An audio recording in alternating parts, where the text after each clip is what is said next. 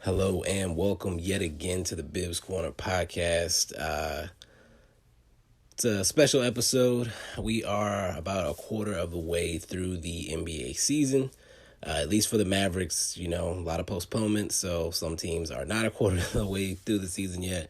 But my friend Josh and I, Hornets fan, who are also a quarter of the way through the season, had planned to do a quarter, half, and three-quarter way check-in on the NBA season. So that's what this episode is.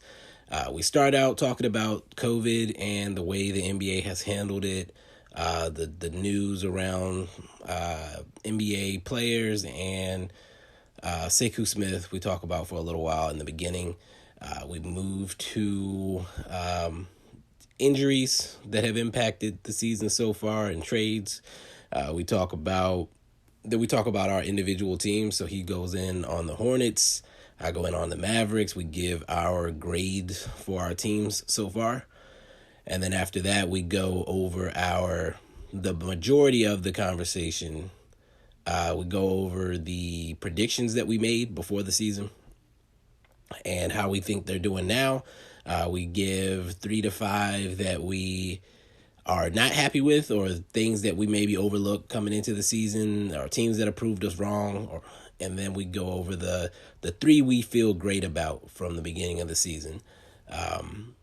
So definitely enjoy. I know other people have told me that they love Josh coming on, so expect to hear a lot more of him going forward. But yeah, just enjoy. It's a longer episode, so I've been told y'all love those. So feedback is great. We did answer some questions at the end as well. We got a few questions that came in. So once again, Josh is back, and we had a good conversation.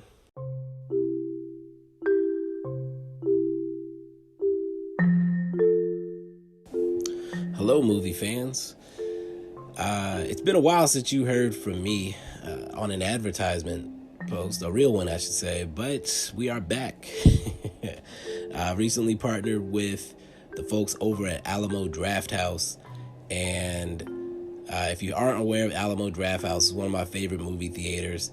You can currently rent out an entire movie theater for $150 for you, your friends, however many you want to get. Split the bill. You bring 10 friends, it's $15 a piece. Minimum concessions of $150 total, but when you consider that they offer draft beers and wines during the movies, the food is great. It's restaurant style dining. Right now, because of the pandemic, it's self-serve, but typically with Alamo, if you become a regular, if you're not already, they bring the food to you during the movie, everything. Again, one of my favorite theater experiences, and right now, the best way to support the movie industry, even if you're not willing to go into a theater yourself, is through gift cards. So on my website, and I'll try to put one in the link, the notes to the episode, but there will be a link where you can go and buy gift cards. Again, even if you're not ready to go right now, you can support the movie theater industry by buying gift cards and saving those for when you are ready to go. Again, that's Alamo Drafthouse, primarily based out of Texas, so check the local listings. But there are episodes. There are theaters in other places. Again, there's a link on my website. You go to any article on the right side. And I also am partnering with Mondo, and they do custom prints of movie posters. So not the regular movie posters. They do like custom artwork, and they do them on a limited edition basis. So you got to get in quick because they sell out fast. Mondo, there's a link to them on the right side of the website as well. And yeah, that's it, people. Back to our scheduled programming.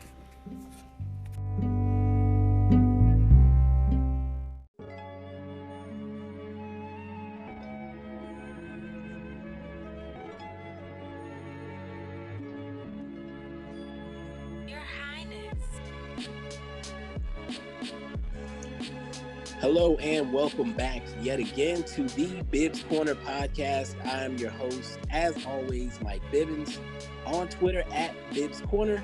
And today I am joined by none other than at Hornets Fan 88.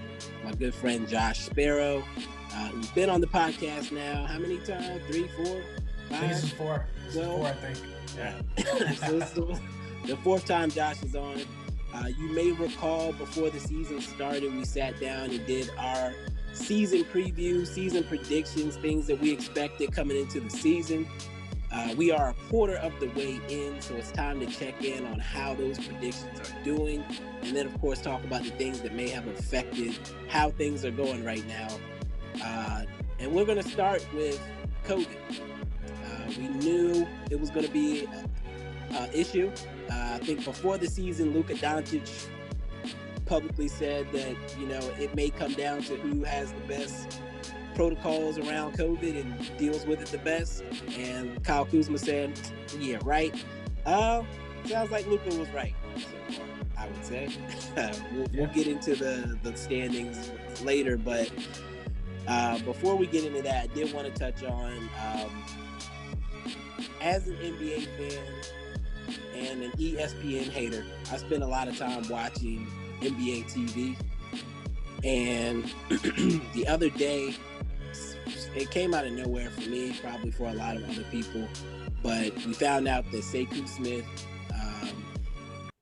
writer, analyst for NBA TV and the NBA, tragically passed away, 48 years old. Did read that he did have some pre-existing conditions, but that really doesn't matter. Again, 48-year-old man, prime of his life, a guy who always had a smile on his face. One of my favorites personally, nationally. And I think it needs to be, it can't just be that he passed away and it is what it is. Like, the NBA seems to be not taking this virus as seriously as they maybe should. We've got more teams opening their arenas to fans and things of that nature. I really don't understand. And Josh, I kind of talked over the intro here, getting into that. But what? First of all, welcome back to the podcast, and then, of course, what are your feelings right now with how the COVID situation is being handled by the NBA? Yeah. Sucks to start off on this note. I'll be honest, like the NBA is really just it's sort of a microcosm of really just like what's happening in the country as well. Everyone says this is important. Everyone says we need to be taking precautions, but they're just not really happening at the level that they really need to be. And I understand the product would be different if they were really, really taking like the steps they need to take. I understand that the players don't. I think I've heard several times they didn't enjoy being in the bubble. They felt too restricted. And I get all that.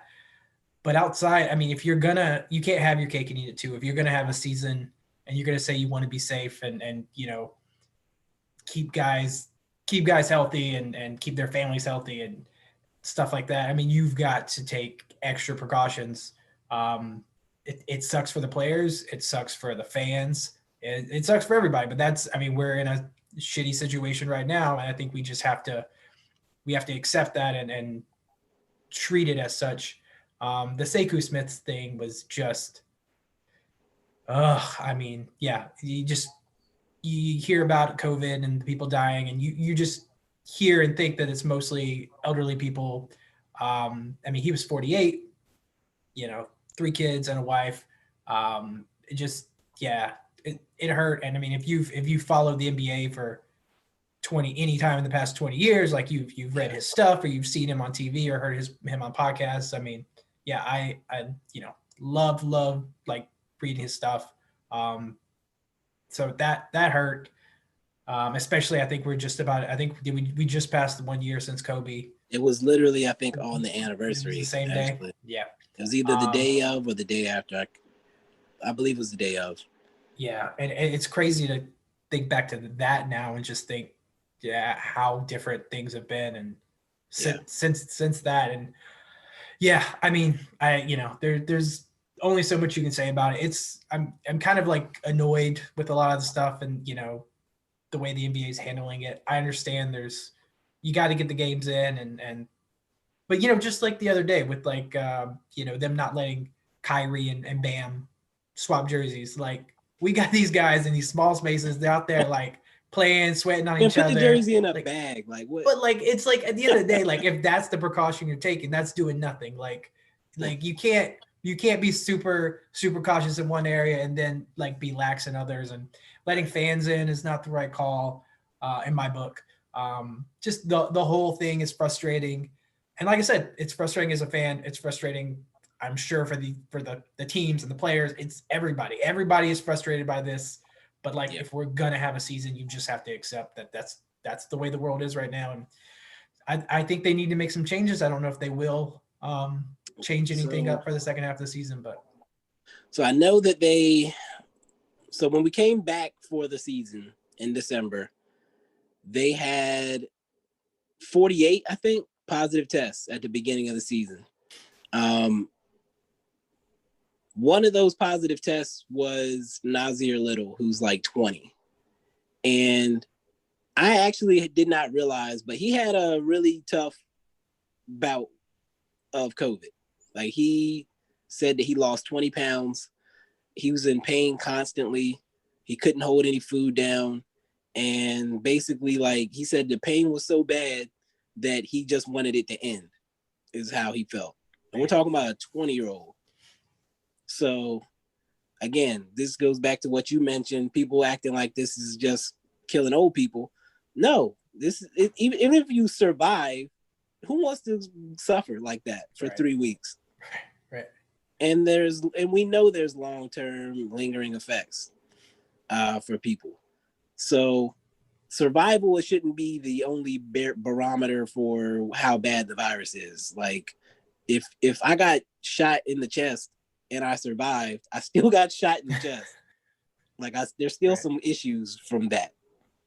I don't know. It's like you fell down a cliff, broke every bone in your body, and you're on life support, and somebody walks up to your bed and says, "But did you die though?" Like, come on, man.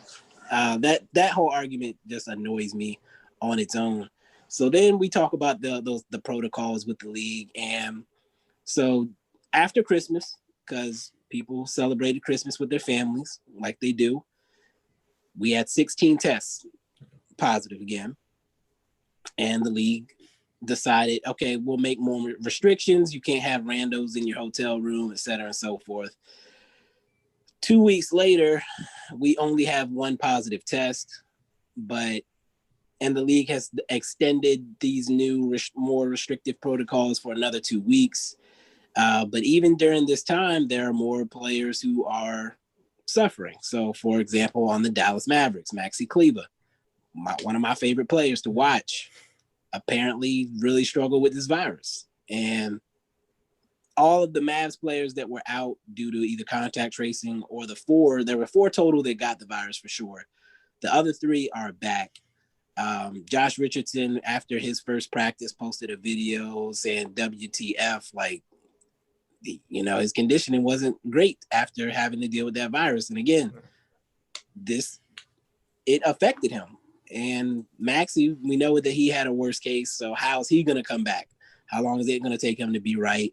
Is his wind going to be there? So I don't know. It feels weird. The fact that they were doing this whole 15 minutes of close contact thing, but initially said that being on the court with someone wasn't close enough contact. It's like, well, how did you research that? Right. And then now, so they have changed that, or there were a couple players, I think Jason Tatum was one of them, where he was on the court guarding a certain player for more than 15 minutes, they determined. So that's like the only situation where on the court contact with a positive test has gotten someone taken out. I don't know. It's just really weird. Again, 22 total postponements, Wizards and Grizzlies 6 each, teams playing shorthanded. That has had a major impact on this season. Yeah. And look, I mean, we're not doctors or anything, so it's hard to really speak to like what is super safe, what's not. But I mean, there's a lot of postponed games, a lot of guys sick. I mean, just on the surface, like something's not working Right. well. Like you said, maybe tighter restrictions will change things, but I mean, I don't know. I think they did so well with the bubble, and just like I think that whole process worked so well. I guess maybe there's like a false sense of hope that they were just gonna be able to come out and like, Yeah. it was I gonna be think, easy to do, but it's clearly not. yeah. So what happened, I think, is, you had the success of the bubble. And so then people said, oh, the NBA smart, and just said that whatever the NBA decides is going to work. Right. And that's not how it worked. The bubble worked because it was a bubble. Yeah. Like, because they created a self-contained environment where they weren't allowing people in. And that's how these nations have done it. They shut down, let the incubation period for the virus die, and then they came out and survived after that because the virus couldn't get in. Yeah. But we have not done that here for whatever reason. And here we are almost a year after it really, more than a year after it landed here. And that's at the end of the day, that's the frustrating part, is that, like, this is still happening. People are still dying, but like we've had a year to get this somewhat under control. And it feels like there's not even still, like, I'm still not even 100% sure we have like a pathway to getting it totally under control. I mean, like, at all. I think certain changes in the past couple of weeks have at least set the stage for us to get there a little easier. But yeah, it's just, why are we still talking about this as something that's actively happening and not something where like that feels a little more in the past? Like, we're still very much in the thick of it. And so yeah, when young guys are dying, or I'm at, like, players getting sick sucks, but I mean, you're talking about people actually dying, or feeling, or like a 20-year-old feeling like he wants to die because it's that bad. Yeah. And this and is I haven't heard that, since Cat was diagnosed, I haven't heard anything about his condition. Did you read what he put out? No. He put out like a statement to his nieces and nephews, like promising them that he was going to fight and not end up in the ground next to auntie or next to grandma and your uncle or whatever. Like, come on, man. That isn't, I can't imagine what that thing's been through. It's unreal. He said that the old Cat is dead. Like, that was his statement, like at the beginning of the season. Like, he's not who he was before. And then he gets it, and I can only imagine the things that have gone through his head since he got sick. Sure. And again, we only thing I've seen of him is when Jordan Woods did the Bust It challenge, and apparently he popped out. But I mean, maybe she cured him. I don't know. That might be the cure to COVID. We need to test this theory. Oh man. Anyway, So at this point in the podcast, I received a phone call that interrupted our train of thoughts, and we tried to pick it back up right after. So continue to enjoy. All right, where were we? I forgot. Cat, Jordan Woods. Oh yeah, we're talking about Cat curing COVID. We're talking about Jordan Woods curing COVID. That's what we're really talking about. I mean, but if she's the cure, I would like to. No, I was kidding. I'd get the vaccine. Is she the vaccine? A lot quicker. I'd get a lot quicker. Again. Oh man! All right. I would. This is your podcast, but I would like to vote. We talk about basketball because this COVID, man, this is just hard to. Yeah. I'm glad you brought that Cat thing back, like, on a light note, because that shit that's devastating, man. Damn. Yeah. So again, him tweeting about the Bust It challenge, I have to hope that he's doing better. Yeah. That's the only silver lining in this, man. So transitioning away from the Jordan Woods Cat COVID vaccine situation, the All-Star game. The NBA still wants to do an All-Star game. They're aiming for March 7th, 8th. And right now they said they would like to do it at a HBCU as some sort of gesture of something or other, whatever. I don't know how I feel about it personally. I don't think it makes sense to send all of the best players to one spot in the middle of the season. The potential for all of them to end up infected or on protocols is very high. So then your 24 best players are out for 2 weeks. Sounds like a disaster for the league, in my opinion. Yeah. Plus, if they do the rising stars, I mean, now not only are your best players potentially all infected, now all your best young stars are infected too. So like we're watching all the role players just go at it. Right. If anything, now they could probably get away with skills challenge, dunk contest, 3-point contest. Okay. Like if they want to do some of that stuff where you have one guy in the court at a time, right? You're keeping them separated. I could see a scenario where that works, and you still get some of that entertainment, from the All-Star break. Maybe there are other things you can do with the All-Stars other than have them play a game. I don't know what, but like, yeah. I mean, they could do horse and stuff like that. Like, you could do there's horse. a whole other things you could do. Knockout. Right. Have it like on separate sides of the court or something. Like, there's a lot of ways they could get creative.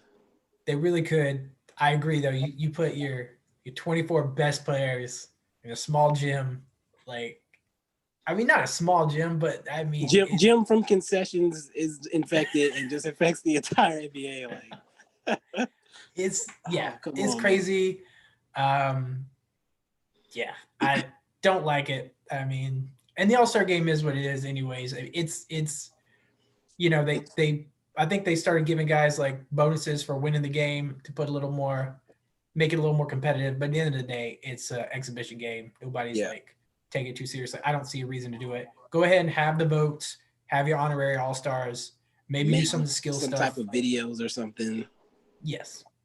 I don't think people are going to will watch it seeing the game. I'd watch a little mini documentary where you talk to all the All-Stars about how the season's been and their goals and stuff. Like I'm here for that. I agree. Like follow them around. Let them shoot some behind the scenes footage you don't get to see. Right. Like they can give us some premium content for the All-Stars without putting them at risk. Right. So that's that. Speaking of putting players at risk, injuries so far this year, injuries or big trades and things like that may have impacted this season, and our thoughts about how things have gone so far. I know you said you got a couple you wanted to mention and talk about real quick. Yeah. The big one was Karis LeVert. I mean, not a traditional injury, but the fact that like he said that a trade basically saved his life. Yeah. Because I think they found that the growth was cancerous, but he was exhibiting no sign. I think it typically doesn't show signs in the early stages. So he was exhibiting no signs. He felt healthy. And a damn James Harden trade got him to get a physical that that helped him have surgery, and he's supposed to make a full recovery. That was like, man, that's like one nice piece of news amongst all the other, like talking about COVID before, like it was just nice to have that one thing to hear about a guy like catching something early and being able to make a full recovery. And on top of that, Pacers look really good. I mean, they still they're a few steps away, but that's a good team. And when he joins that team, very excited to see them. Jaren Jackson Jr. hasn't played, and the Grizzlies are the 6th seed, I think. Like, to me, that is a. I think that's where they were at. I'll tell maybe it's moved. I think that's a huge.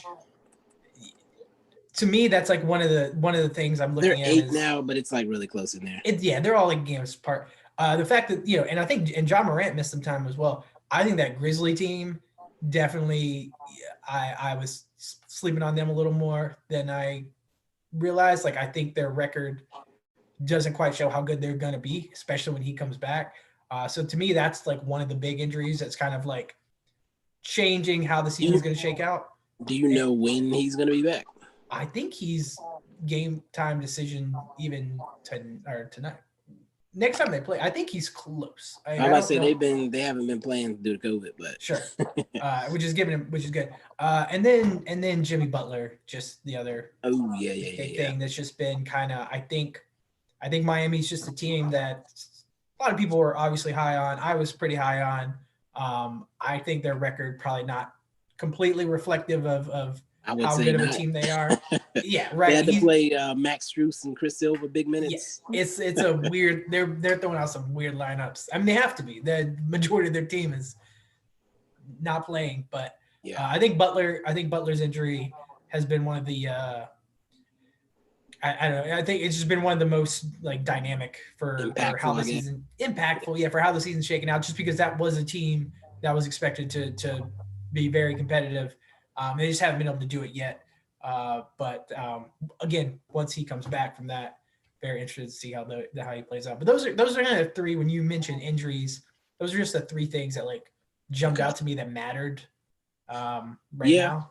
yeah, I can agree with those. I think the Wizards situation is being overlooked. Um, a lot of injuries and COVID for them. Yeah. Westbrook hasn't been healthy. Thomas Bryant tore his ACL. And then all the rest of their key players, besides Beal, pretty much have been out with COVID. Like that's why they missed 6 games. They're back now, but they're playing like Jerome Robinson 40 minutes and stuff like that. So they're gonna get Rui, and they're getting a couple of their guys back tomorrow, I believe. So they're going to start to get healthy. I picked them as a 5 seed previously. They are currently the worst team in the East. Yeah. I still have faith that that team can recover. It looks bad now, but again, it's Westbrook and Beal and a bunch of nobodies. Like Yeah. Lopez is starting at center. Alex Len was waived by the Raptors, who have been struggling also. So a guy who was waived from a struggling team is playing 20 minutes a game for them right now. So I think people need to relax on the Wizards just a little bit and give them a chance to get whole. Well, them getting better also is predicated on Bill being a part of that, and he's looking more and more frustrated. I think was it last night where he was just shaking his head like Yeah, on the bench. I mean, he looks visibly frustrated, which I'm surprised it's taken him this long to really show it. and that's why I think I like Bradley Beal, because I think he genuinely wants to be able to do it in Washington. Yeah. And I think his agent put out a statement today saying that his focus is still on trying to make something happen in Washington, but that he's openly acknowledging that he's frustrated. Yeah. And I think that when they start getting their guys back here soon, if things don't start turning around, then we've got I think the trade deadline's the end of March actually, so he's got 2 months to make something happen. I couldn't see them doing it before then. He's still got an extra year on his contract, so they may not even do it this year. But I think he genuinely does still want to be there. I think he has flirted with the idea of going to another team, but I also don't think he's one of those types that wants to front run either. Right. So, like, I could see him accepting a trade to Orlando, for example, with another guy who needs help, in Vucevic, who's just been balling right now. I don't think, again, there's a lot of overlooked guys. We're gonna get into some of that here. Yeah. But yeah, I think that the Washington situation is really the main one I wanted to touch on. And then before we get into like our predictions for the season, I want to take a moment to talk about our team specifically. So the Hornets, what was your projection for them coming into the season? Now, outside the playoffs for sure, like they were going to be a lottery team. Right. I predicted LaMelo would have a rookie of the year season. I figured Miles Bridges was going to take some leaps. I thought PJ was going to take some leaps. And I thought Devontae was going to be, their star. Not quite all of that coming to fruition, but some of it for sure. Okay. Yeah. What was your Mavs prediction? Prediction for the Mavs, I had them as the 5 seed, which is lower than some people had them. Yeah. I saw a MVP type campaign for Luka, but I don't think I had him in my top 3. I didn't have him in my top 3, actually. I know I didn't. I did have a 6 man of the year campaign going for Maxey, and I still feel pretty good about that when he gets back, based on him shooting almost 50% from 3 right now. And still, it's finally starting to get a little bit of credit nationally for his defense. Yeah. But overall, I think the main thing I expected was that when Porzingis got back, that it would not take him forever to look like he did in the bubble. And right now, I'm not sure if we're ever going to get bubble Porzingis back based on how he looks out there. I mean, you can say the same thing about Jamal Murray. I mean, maybe just some guys thrived. Although Porzingis did it for a much longer stretch. I don't know what's happened, and he's not exactly like he's accustomed to coming back from injuries at this point. Yeah, so you would think he would know. I also expected him to kind of come back and be that guy. And frankly, like that's who he needs to be. I think for at least for him to be considered the second star or the Robin to Luka's Batman. Like he's just got to be that guy. And he has not looked like it. Like he looks lost out there again. Like he has never played with this team before. Like he looks like he just got here from a trade. Like everything that we gained in the bubble is gone in last season. Like you played a whole season here. Why do you look so lost and confused? I mean, is he playing like, do you feel like he's hesitant? Like he's just worried about another? He's like, looks like he doesn't want to step on Luka's toes. He doesn't call for the ball. When Luka's not on the court, he's standing 5 feet outside the 3-point line. Last night was the first time I saw him even try to be in the paint, to be like you're 7'3". If you stand anywhere in the paint area, you are a threat that the other team is going to send bodies at. And that opens up things for other guys. Yeah. That's why the Jazz lead the league in 3-point percentage, because Gobert can't just be standing down there with one random mere mortal near him. Like you got to throw other people have to be cheating off their man to be able to double him or whatever, to get the ball out of his hands if he's down there. So KP is very frustrating for me right now. I said it last year that I didn't think he was a legit number 2. Like when people were talking about getting Giannis and that would be a super team, I said I didn't think it would be, because you can't depend on Porzingis.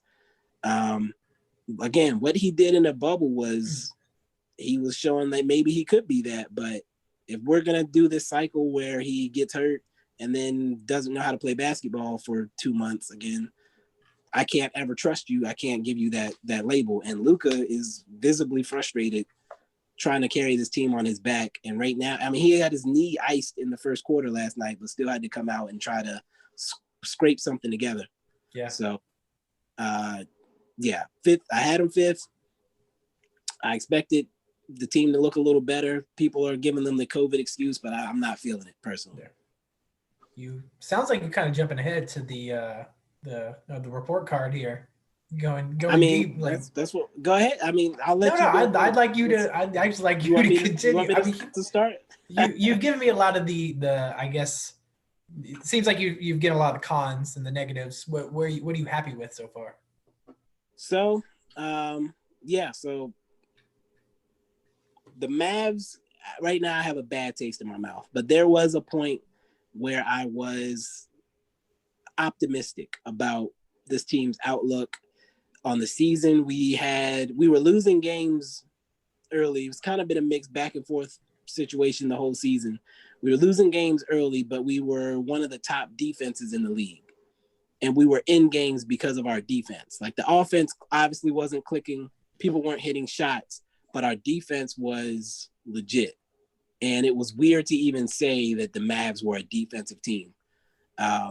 Because contrary to what people believe, defense does still win championships. If your baseline is that you have a solid defense, then you can work from that and improve the offense. If you have no defense, you're probably not gonna make any noise later in the season. You're not getting fast break points. Yeah, you're not getting a lot of those easier buckets for sure. You're just trying to outscore people, and if shots aren't falling, you're done. Right. Shout out to the Nets. So again, that part of it allows me to still be somewhat optimistic about being able to recover, because during this stretch we've been dealing with COVID, our 3 best defenders have been out. Maxey, Josh Richardson, Dorian Finney-Smith have been gone. There is still a gigantic hole in the middle with our center rotation being Willie Cauley-Stein, Dwight Powell, and 5 minutes of Boban here and there. Yeah. I personally think the center position is important. I'm not saying you have to have a $30 million center necessarily, but you need somebody who can hold down the paint, who can be a deterrent defensively, who can get you easy buckets offensively. And we don't have that. I think that's the root of our issues right now, even down to missing shots. We're not getting easy looks because we can't open up the floor by having an interior threat. People know Luka's going to drive and kick, so they can play for that. And we watched the team like the Raptors just completely take him out of the game. We watched last night with Rudy Gobert. The paint was not an option. Luka only had 4 rebounds last night. They could just stay tight on all the guys on the perimeter, so we didn't get a lot of good looks. And Luka wasn't even trying to really score inside.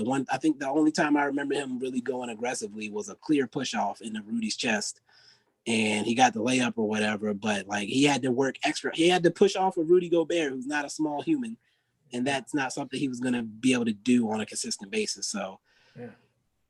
Do you want me to give him a grade, or do you want to break down how you're feeling about the Hornets before we get grades? Yeah, we can do that. So, Hornets. I'll start with what I like. I like Gordon Hayward averaging 23, 5, and 4. I think he looks like an all-star, and I think he looks like that contract, like he was worthy of that big contract he got.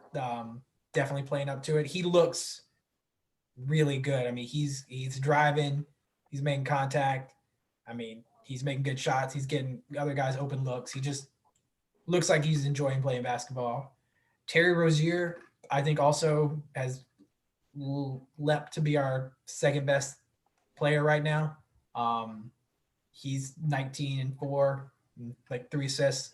Also got a big contract. Also seems like he's playing up to those expectations. Love that. Yep. LaMelo is like he is must watch TV. Like I in terms of passing, I mean, LeBron, Luka, Jokic, LaMelo, like those are, I think he is like already in that echelon of like elite passers in the league. Like, I'm not saying he's as good as those guys. I just mean his passing ability is incredible. I mean, he makes just these like amazing no look passes, and he's fun to watch. And that to me is important for the team, just to be, must watch TV. Like, if they're playing, you want to see him because there's going to be fun plays. I think I tweeted like they get a highlight play or 2 every game, and between his passing and Miles Bridges just attacking the rim, like they are a fun team to watch, and I think that makes guys enjoy playing there more. I think it can help bring in free agents who want to be a part of that, and I think they're leading the league in assists per game right now. I think based on the numbers I saw, they had about 28 assists per game. They do move the ball well, and they have a lot of guys that are like, even PJ Washington is a passer. Yeah. So yeah. Sometimes they overpass, in my opinion. They do, yeah. And PJ gets a lot of I mean, he's recipient of a lot of those, him just running down the lane, because we play a lot of small lineups, and a lot of those guys are just, on the perimeter, and he just comes down the middle, gets a nice pass from Graham or Rozier or Hayward or LaMelo, and he gets a big dunk. So I like a lot of the elements that they have going on. However, not everything is to like. Caleb and Cody Martin getting a lot of minutes earlier in the year. Malik Monk getting almost no minutes. I mean, LaMelo getting a few minutes in a lot of games, being benched a lot in the fourth. Borrego's even called him out for his turnovers. To me, I understand that Hayward's having a great year. Graham's had a nice run lately. But we're not a playoff team. And I feel like this would be a good year to get a lot of young guys playing time, mix up, try some different lineups. And I'm surprised guys like Carey aren't playing. Jalen McDaniels aren't playing. Like I said, Malik Monk can barely get on the floor. When he does, he brings a lot of energy. Size is an issue for the team overall. We got Zeller back, but during the Mavs game, we just got just physically dominated inside, and there's nothing we can do about it. They get out rebounded a lot. And then also they play a lot of zone defenses. They give up like among the most threes in the league. I think teams make the most threes against them, or they're in like the bottom 3 or 5 and that. And it's because they don't have a lot of great defenders and they're small guys. So defensively, they're pretty hard to watch. I don't know. I like that they're trying to win games, but at the same time, I want to see some of these young guys develop. LaMelo especially. I really want him to get more minutes because I think he does the most when he's out there, just to make the team like function better. Right. So definitely split. There are a lot of things I like. I think the main thing is,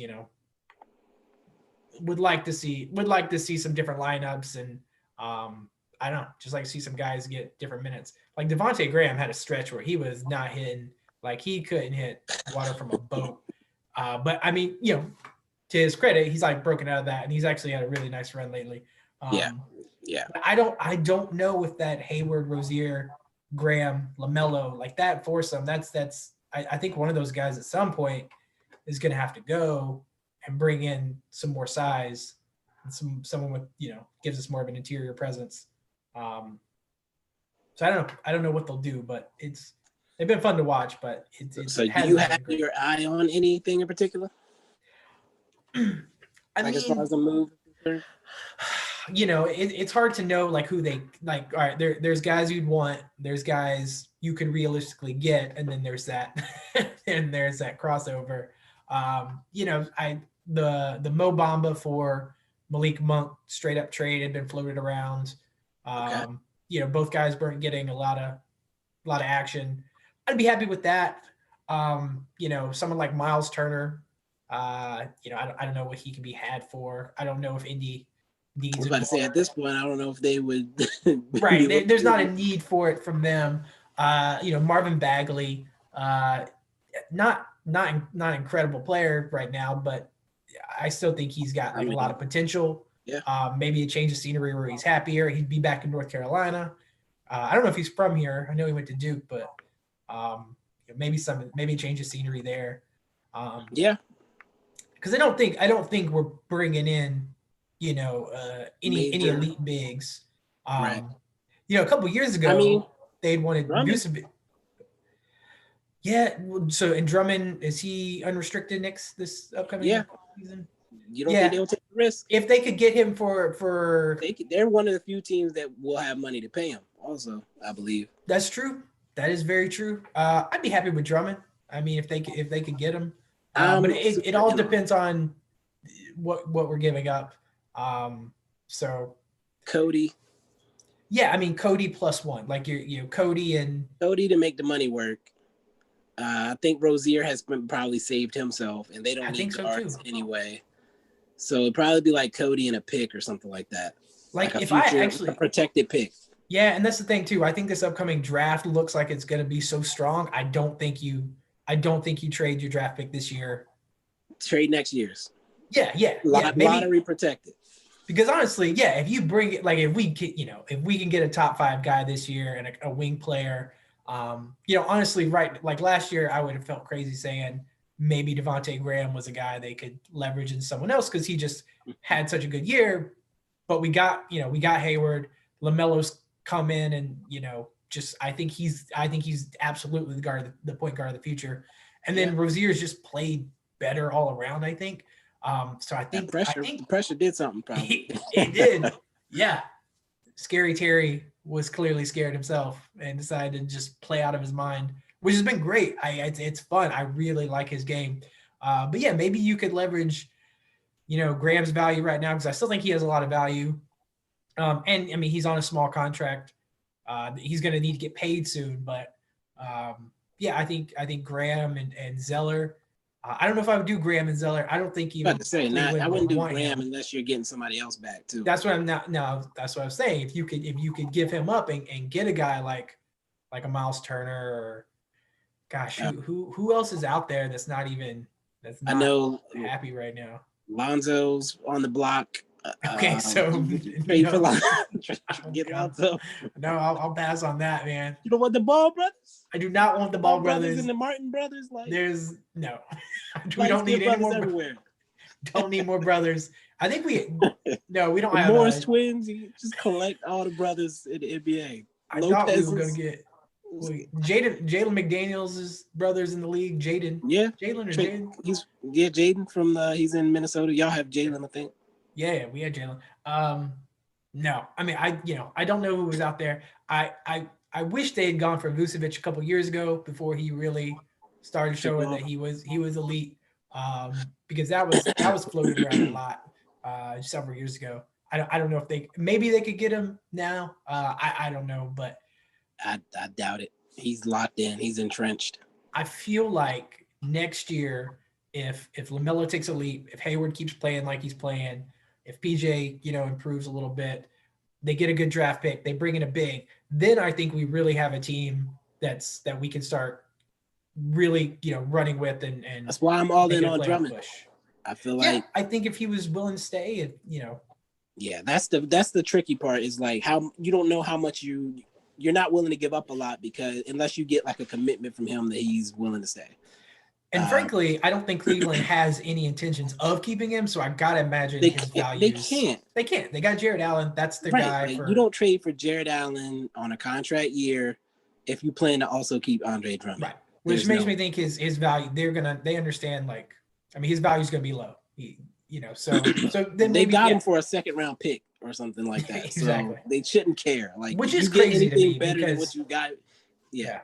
I don't understand how he doesn't have value to go. I mean, we've talked about this a couple of times that people just believe the big man is like completely, I can tell you after last night, the big man is not dead. The big man is not dead.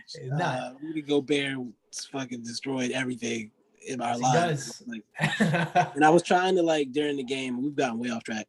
I tried to during the game, say to people this is why Rudy Gobert is a max player. Look at Luka struggle to get anything going offensively. Yeah. Because of Rudy Gobert. Because when he comes off the pick and roll, Rudy Gobert is gigantic. His arms cover one side of the paint to the other. And then if he reaches up, he's almost at the rim. That space that he takes away affects how teams play basketball. And it doesn't show up in the stat sheet because those shots didn't occur. You don't just look at blocks and determine how well somebody's guarding the paint. Guys don't shoot the ball because they know he's going to block it. That's a factor. Yeah. And look, if you're playing Steph or Harden and those guys are going off, I mean, that just is what it's going to be, Right. Then you just nobody stops them. Exactly. You're exactly right. It doesn't they matter. They do what they want. Yeah. Yeah. That comparison pisses me off. Oh, what if he gets switched on to Steph? What if anybody gets switched on to Steph? You're going to say, what if you get switched on to Steph? Right. You can literally say about any player in the NBA. You're just nitpicking. If you say, if he gets switched on to Steph Curry, then now we're talking about I'm excited to talk about Steph in a bit too. Yeah. Did you have a grade? Did you have a letter grade for your team? So far with these Mavs, I got to give them I'm gonna go C-. Whoa, I'm gonna go really? C-. Is that lower or higher than you expected? So it's lower, and I think it speaks to expectations. Yes. So I gave Charlotte a C+. And that's a little bit tied to expectations, but a little bit tied to just maybe my frustration with how guys are being used. I mean, in terms of my enjoyment as a fan, it's probably up to a high B, but I just think how they've performed, I'd say C+ just because I think I see still a lot of holes. But you giving a C- is interesting because I mean, really? I mean, I'm not happy with what I see on the floor. I see Luka Doncic and a bunch of randos that don't know what they're doing. Tim Hardaway Jr. is gonna be hot for like 30 seconds every game and end up with a 40% field goal percentage, but when he was missing, he was ruining everything. Like he's taking dumb shots. He doesn't pass the ball. Like there was one play where he got a rebound and I was like, he's shooting this. Like you just know he's not passing the ball. Bringing that thing up the court real slow. Yeah, like he's very, very specific. Like each dribble is being measured. It's like, oh God, he's about to shoot this thing. Oh man. Regardless. Like 5 people out of the coach is on the court. He's shooting that thing. He don't care. And people act like I've had people legitimately start arguments because I am tired of Tim Hardaway and he's the best. How are you going to do better for a number 3? I was like, what? He is not the third best scorer, third best player on the championship team. There's no chance. No chance. It's like, what are your goals? Are your goals to always be mediocre, or do you want to win championship?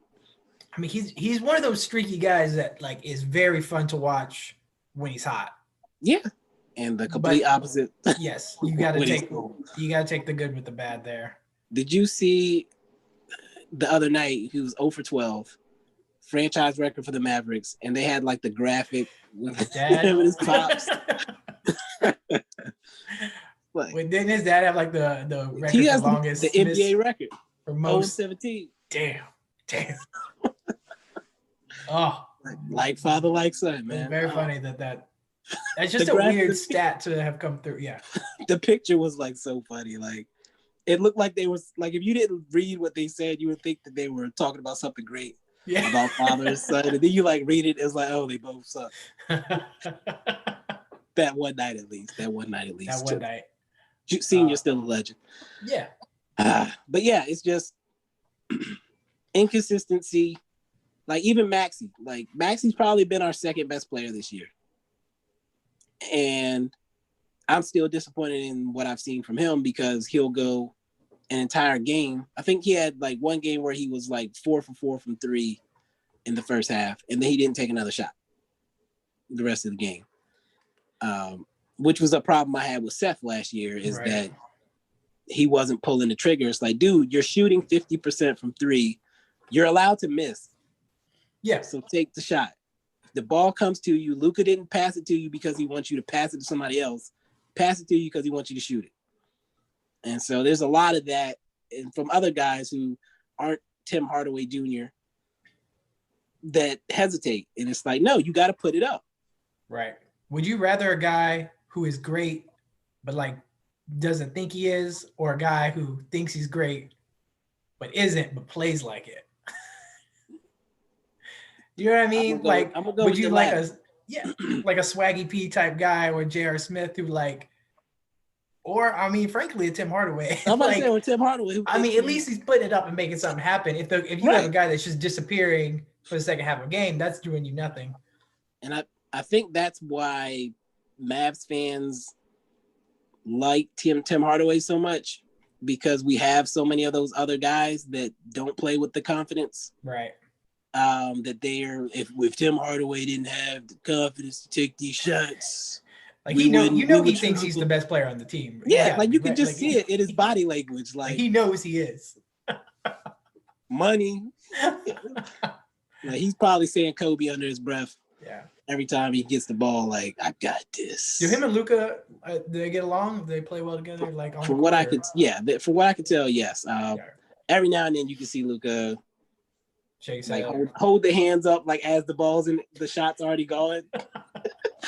Like definitely wasn't expecting you to shoot that type of thing, but yeah. But it is what it is. Like I mean, if everybody else is tentative, then somebody's got to shoot the ball. Right. And if we had somebody to get offensive rebounds, maybe it wouldn't look as bad as it does. But now we're going back to the other issues. Part of that C- is not just the on-court product. I'm disappointed in the front office, and I'm disappointed in Carlisle as well, and discussed trying to get rid of him anyway. So that's all coming together. And I put the call out last night because it's been very doom and gloom around these parts lately. I put the call out last night. I said, to the optimists in the Mavs fandom, When can we start to really complain? And they said 5 games after Maxey comes back. So I'm going to try to relax, accept that maybe there are some external factors impacting what we're seeing. And I'm going to wait for Maxey to come back, and I'm going to give him 5 games. And after those 5 games, it's all caveats are gone. Whatever's on the court, I'm judging it at face value. And that should give Porzingis plenty of time to get his legs under him. I have started floating the idea of trading him out there, just to make it easier for Mavs fans to accept. And it appears to be working so far. So it was a lot of resistance at first. There's less resistance now. So I mean, if you do not think he's gonna ever become that guy that he needs to be, like, I still think you trade him while his value is still like, because if he's this guy for 2-3 more seasons, no one's gonna want him. Yeah. You still kind of have that bubble Porzingis allure, like that's what Exactly. he could be. So yeah, I mean, if he's just not going to be the guy, we won't even talk about the guys they could get, but yeah, then maybe you get a guy who can come in, take some of that pressure off, like Luka needs. Exactly. Like, and I put last thing, because we've been on this for a minute. I said that today we ask too much of Luka. We keep bringing him guys that he's supposed to elevate. Like, we bring in Richardson. Oh, he hasn't been a great 3-point shooter, but hey, look, his percentages are about what Tim Hardaway Jr.'s were in New York. Maybe with Luka, he'll shoot like Tim Hardaway Jr. It shouldn't be like that. We should be bringing Luka people that already perform, and then any elevation that he gives to them is gravy on top of him just not having to do everything. Right. That should be the goal. And I don't know if Mavs fans do this or not, but I mean, obviously, like, you had Dirk, who was there his entire career. Like, I don't know if people expect that Luka will be that guy, but to me, he seems more like LeBron in that, like, he wants to win. And he's ready. He's there. And if they're not, like, LeBron left Cleveland because they simply did not build a team around him. Right. I don't think it's not as bad for Luka right now. I think he has decent pieces. Yeah, but like, if he goes another 3, 4, 5 seasons and it's just not, they're just not pulling the trigger on something, because at some point you just need to make a big move and get him the guy. Yeah, I mean, he's going to be frustrated, and you can't expect just to have another Dirk who's going to be there 18 years. Right. Like, you need to accept that he might leave if he's not. I'll say it's mixed. There's people that are attuned to this reality, and there are people that appear to take Luka's presence for granted. Right. Another thing that I floated out there was that it's not just Luka's 3rd year. Luka came in on the 9th year of Dirk not getting any help. I see. Yeah. So it's not. So he's not just gonna base his decision or his mindset on they haven't gotten me help for however long I've been here, or give him, they tried with Porzingis, maybe it doesn't work out, and he give him that credit. No, he's gonna look at Dirk was here. They won a championship in 2011. They tried to get him help for 8-9 years, and it didn't happen. What's to make him? He's that's got to be in his calculation as well. Yeah. And I like the point you made about LeBron. When you're already at a championship MVP, NBA MVP, Finals MVP type level, and the product around you isn't doing enough to help get you to that spot, it's going to be like, you can visibly see the frustration on Luka's face every night at some point. So I think it's very unrealistic to expect that he's just going to allow us to continue to bring him mediocre product for year in and year out. And it's also unrealistic to expect that a veteran prime player is going to come to Dallas. This offseason is pretty much it as far as being able to spend.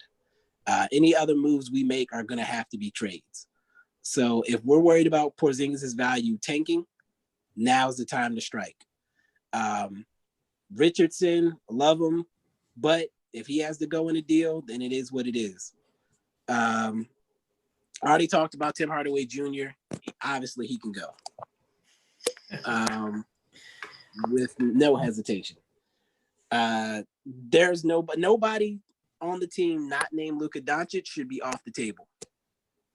I love Maxey, I love Dorian Finney-Smith, but if you told me we could get Karl Anthony Towns or something, whatever y'all want is going to be in play. Like, I'm sending Washington a blank check and saying, outside of Luka, what's it going to take?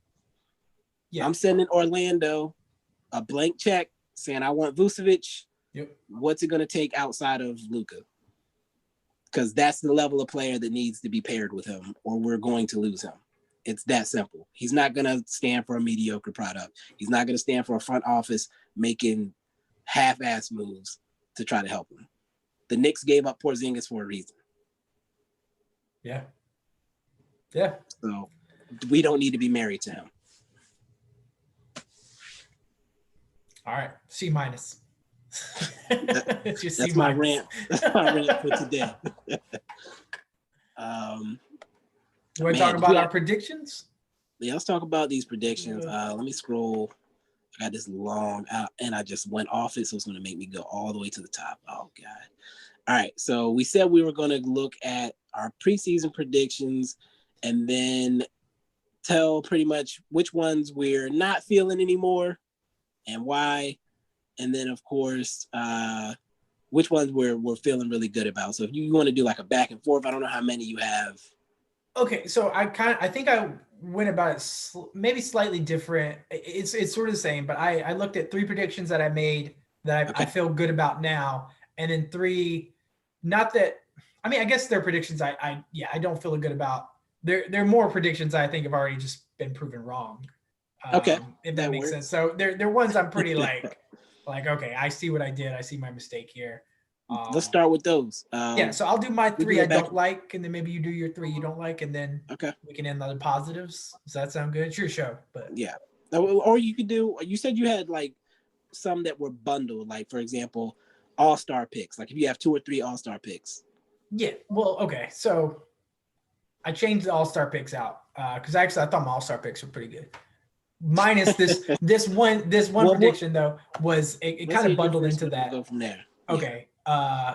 My faith in the Raptors was a prediction I made. I had them, I think, as my 2 seed.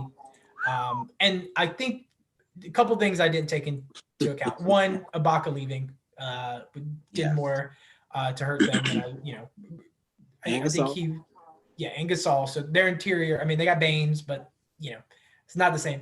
And 2, and this I don't think I even realized at the time, them basically just being in Florida the whole time. I mean, they're essentially every game is a road game for them. Yeah. It's a totally unfair situation for them, but I didn't take that into account at all. And I mean, they have struggled. They're looking slightly better lately, but man, they have had a rough year. Siakam just, I don't know I think he had a nice little stretch, and I just don't think he's going to be that guy again. Like maybe he does, but it's hard to see. It is hard to see because he had so much potential and he looked great. I really like him as a guy. I think I think maybe he got figured out a little bit. I don't know. He looks hesitant, but I had Raptors, high in my seeding, and I had several guys in my all-star rankings. So as a prediction as a whole, definitely regret it. So definitely Raptors period. That's kind of what I'm doing. I'm bundling that whole my faith in them. And just my lack of understanding of really what their situation was going to be this year, and not taking that into account because frankly, it's not all there. It's not all on them. I still think they have a good team, and I still think Nick Nurse is one of the best coaches in the league.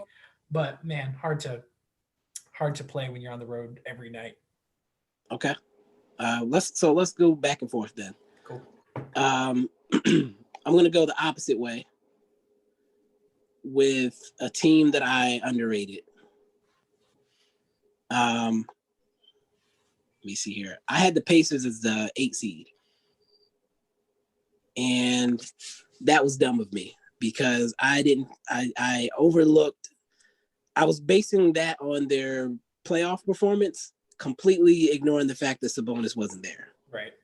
And man, he is so good. Yeah, Like I Jokic really light. like watching him play. He had triple double against Charlotte Yeah, last night. last night. I really like watching him play. Jokic light is I what like he's looking like Jokic. out there. Like, yeah, no, I mean, I get that. So like I said, I had them as the 8 seed. They're currently in the 3 spot, and there's no reason to believe that they're not going to be at the top when the dust settles. TJ Warren's still out right now. Right. Karis LeVert's still out right now. Lamb is just coming back off an injury. They've had a few other guys that have been injured as well. Goga Batadze's just getting healthy as adding depth. Miles Turner missed a game or two with a hand injury. He's playing through it right now with a broken bone in his hand.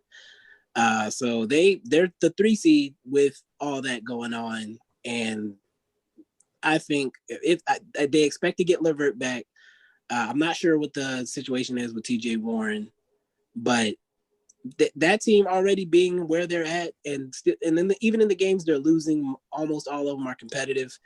I'm excited for where they're going. They look like a real threat to some of these big dogs in the East.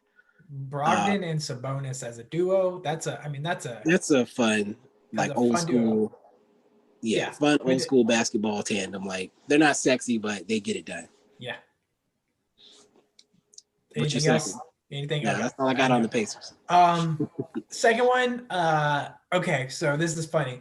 Before we had our last call, I was going through all my rankings and my predictions for awards.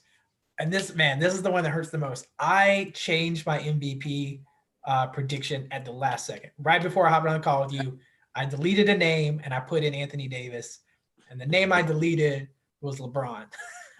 Because I started thinking about it and I started thinking, okay, what makes the most sense for normal humans is that LeBron at his age is going to take it easy for the first half of the season. Let AD do all the work. I use the term mere mortals. Yeah, the LeBron situation. Exactly. Like we cannot comprehend as mere mortals what someone like him is capable of, because he legit, I think, is one of the, if not the front runner, one of the front runners to be MVP. I think the narrative voters, I think the narrative is great for him to, honestly, I mean, he's one of the front runners for defensive player of the year too, I think, as well. I just think he is having such an impressive season. And I still think, I think my 3 picks were AD, Giannis, and Kawhi. I don't think I would put any of them in my top 3 right now. Honestly, I'd probably put Embiid, LeBron. I mean, maybe Luke. Mr. Triple Double. Jokic is averaging a triple double. Yeah, but I just don't like the way that Nuggets team is playing right now. I don't know. I'm still. I'm more impressed. I'm more impressed watching KD play right now for what he's coming off of, and granted that team is a little. They have to figure that out, but I think I regret underestimating LeBron, and I said, I had him in there, and I took it out the last second because I thought that is insane. Why would he need to do that? But I mean, he's averaging more minutes, I think, than AD. And AD's out tonight. LeBron's playing. He's unreal. I mean, listen, I've always been a LeBron guy. I think people are either LeBron guys or very, very much not LeBron guys. I'm on the former. I've always liked him. I enjoy watching him play, and I would be very excited for him to be in the running for that award. Just at his age, it's like you said, the narrative is very intriguing. And I mean, and that Lakers team is looking pretty impressive as well. But yeah. Okay, so the next one, I wasn't sure how I was gonna go about it. I'm gonna go All Stars. All right. So looking at it now, I did rush it at the time. Yeah. But I don't think you had Dame. You didn't have Dame on you. Yeah, there were some very obvious mistakes that occurred. I somehow left Dame out. I gotta slide him in, obviously, because he's Dame and he's doing what he does, and he's back in a situation where his co-stars are all hurt, which sucks. But yeah, Dame in, Murray out. Murray has looked terrible. this season so far. Yeah. Besides Jerry Grant being gone, his lack of balling is holding the Nuggets back. Another I think you said Jerry and you meant Jeremy, right? Jeremy, yeah. Yeah. The one that's in Detroit now. I got you. I knew what you meant. All right, so Jeremy Grant gone, and that discombobulated their defense, and then Murray not hooping is hurting them offensively as well. Yeah. So Nuggets are they're seeming to start to kind of figure it out a little bit. They've moved up to the 4 spot, but that like 4 through 10 in the West is like very volatile right now. The other ones, Westbrook, I had as an all-star. I don't think that's happening at this point. I'm sliding Gordon Hayward in there for that one. Like that. He's just been a revelation this year, I think. Right now, the Hornets are a fringe playoff team, and they could get an all-star just off of that alone. And Gordon Hayward's story is a good one that voters are going to like. So definitely can see that. I didn't have Vucevic I had him as an alternate. So Siakam gone, Vucevic in. I somehow didn't have. I'm not even going to say that one out loud. We're going to let that one slide. Jaylen Brown. Yeah, has been hooping. So I got to get Jaylen Brown in. I'm taking Jimmy Butler out. Not Jimmy Butler's fault that he hasn't played due to COVID. But I forgot what he looks like on a basketball court. Yeah, at this point. That's fair. So Jaylen Brown in, Butler out. Voting has already begun, so that's definitely a factor. I don't want to call these guys all-stars necessarily, but I do want to mention them. Zach LaVine and Sexton. Oh, okay. So I had a different second guy. I was thinking Julius Randle, but Sexton as well. Randall's a nice plug, I guess. He's been. I'll let you bring it up, and I'll chip in what I think about him. Yeah. But Zach LaVine is shooting 50, 40, 90 right now almost. He's looking good. He looks like a guy. He looks like he's doing everything he can for that Bulls team. Again, another team that dealt with COVID. Lauri Markkanen was out for a while. Mm-hmm. I think Wendell Carter's hurt now. I think he's going to be out for a few more weeks. So can't really fully judge that team based on their on-court performance so far. But Zach LaVine is a guy that Mavs fans like to talk about in trades. I don't think the Bulls have any reason that they would trade him. If anything, they need to be trying to secure him forever and maybe get him some help. 100%. Yeah. And then Colin Sexton, he's shooting 50% from the field, 47% from three, which he did something. He was close to that like last year. And I thought it was a fluke, but it does not appear to be a fluke. He's really shooting that thing like that. And because of that, the Cavaliers, between him and Drummond, the Cavaliers are overperforming right now. Got to give them their props. It's probably making the decision to trade Drummond very difficult. Yeah. But I have to acknowledge LaVine and Sexton balling. And the last one is Christian Wood. I expected big things, but I don't know if I expected 20 and 10 right off the bat. He's looked great. Like right now, his numbers are very comparable to Karl Anthony Towns. So he could be a guy that could sneak into like a last all-star type spot. But yeah, I think I've said enough. I'll let you come back in. No. Yeah. I mean, you said, I think a lot of those guys, because, looking at all-stars, I was like I said, I took that off of my overall list. Right. Because I had another one I wanted to talk about. And I knew you were going to talk about your all-stars. But I agree. Like Jaylen Brown, absolutely all-star. LaVine. I think, the Knicks aren't the best team in the league, but I think Randall is actually playing really, really nicely. I didn't have Sabonis or Bam in my reserves. I had them as like alternates. But again, I had Butler, Westbrook, Siakam, and Lowry. I think all four of those are probably a scratch. Yeah. And then I think like Bam. I think Jaylen Brown for sure. I think LaVine for sure. I think we could probably put together. I would imagine you and I both probably had 75% of the all-stars right. Yeah. But yeah, there's a couple of those guys. Yeah, a couple of those guys I think have just been playing better than expected, which actually takes me to my third prediction, and that was my most improved player predictions. Okay. I think so Porter Jr. just hasn't played uh, enough. I think, and he was a guy I thought was gonna really be in the running for it. Maybe he still can be.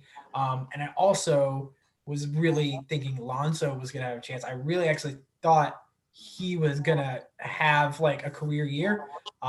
Just being comfortable, like finding his spot in that rotation with the team. Just I don't know. I really expected a leap from him. Thought his shooting was improved. He's actually looked very inconsistent, and now he's on the trade block.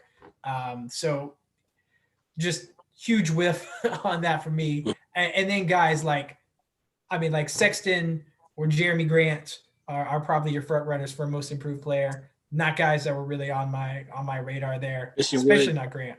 Christian Wood, absolutely. My only thing with Wood is, he got a big contract because I think people expected him He to didn't be get a good. big contract. Not this. Okay, you're right. It wasn't a massive contract. I think coming from where he had come from, Like 20 and 10, that's you supposed to yeah, be making it's 20 mil. actually they actually got a good deal. They got a good deal for him. You're right. Bargain. He's um and Jaylen Brown is the other guy I think could be in that conversation for most improved. But just those are guys. If we're just talking about predictions that I don't like, I think the fact that I didn't pick up on any of those guys having big seasons, especially Christian Wood, because I think if you really look at how he played in Detroit, and then coming to the team, especially with Harden at the time, who was going to take a lot of get a lot of double teams and triple teams. I think he was actually in a very good position to put up big numbers. But he's doing it without Harden. He still just looks great. So,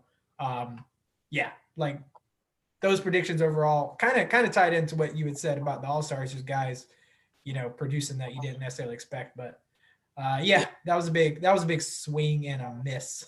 So those are very close to the ones I was having issues with as well. As for my third one, I pretty much already said one of them, the most improved. I think I had Rui Hachimura with Kobe White and Lou Dort as my alternates. Lou Dort's not a bad one still. He's not bad, but Kobe got off to a good start, but I don't think it's that kind of start. So Christian Wood probably my front runner personally. Again, narrative plays a huge role in all of that stuff. Grant is also another good candidate. New face doing things that people probably didn't expect.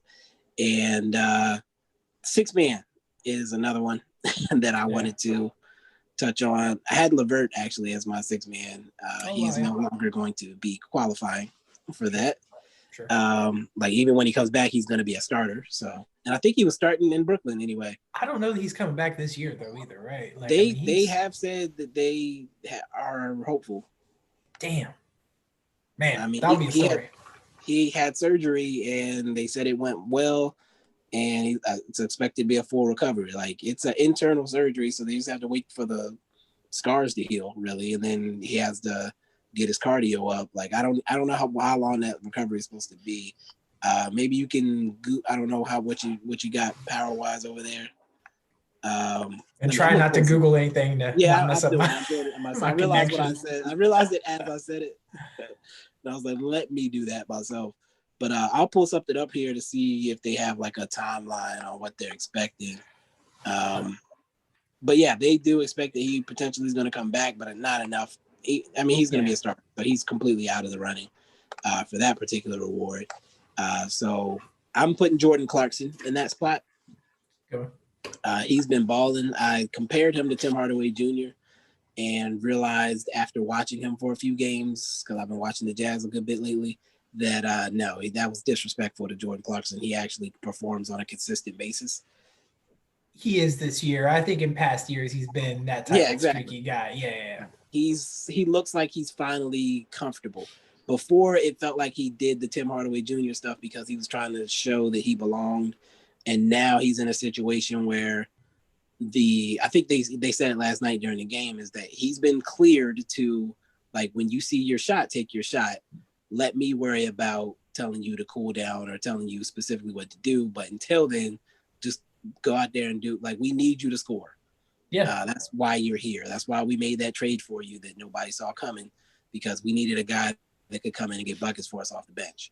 And so he's been doing that, and he looks happy. He looks comfortable. That whole team is just vibing right now. I agree. So I'm personally enjoying them, and I feel like I had a note. You went first, right? Yeah. So those are our three there. Oh, the last one I was gonna say is rookie. I had Danny Avdia as my rookie because I was believing the hype. LaMelo was one of my alternates. I'm bumping him up to my rookie. Yeah. I think you that's are. safe. Yeah, you are. So predictions, things that we predicted that we're happy with. You did the same, right? Yes. I'll go first on this one so you can get to go last. All right. So transitioning from what I just said about Clarkson and the Jazz, I predicted the Jazz as the 3 seed coming into the season. I had them going to the conference finals. I'm willing to take that up a notch and say that they're my finals pick. Wow.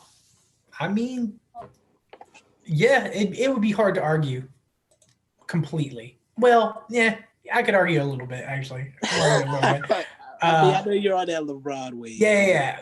But they look as good as anyone else. I have them meeting the Lakers. That's right. Because they're going to be on opposite sides of the bracket. I remember we talked about it.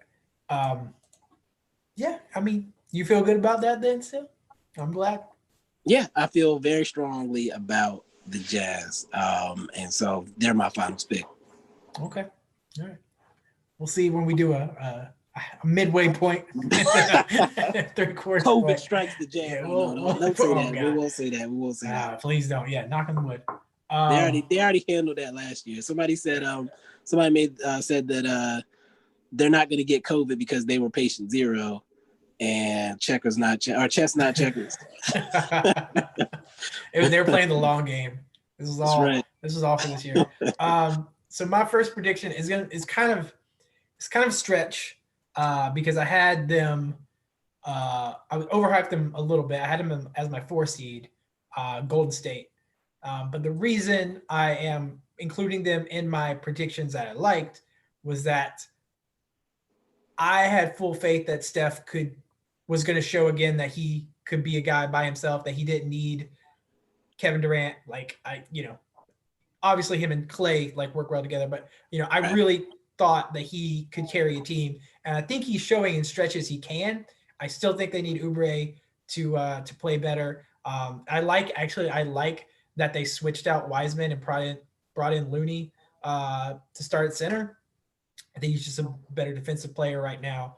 I still think Golden State could end up on the lower end of the playoffs. Not like I was maybe predicting. I think where I predicted them to end was a little too hopeful. But I do feel good. Yeah, way too optimistic. But I do feel good that I really had a lot of faith in Steph. Saw them as a legit playoff team, and I just saw Steph as a guy that could carry. I think people forgot that I think he's one of those guys just easy to forget how impactful he is, especially when he played with Durant for 3 years.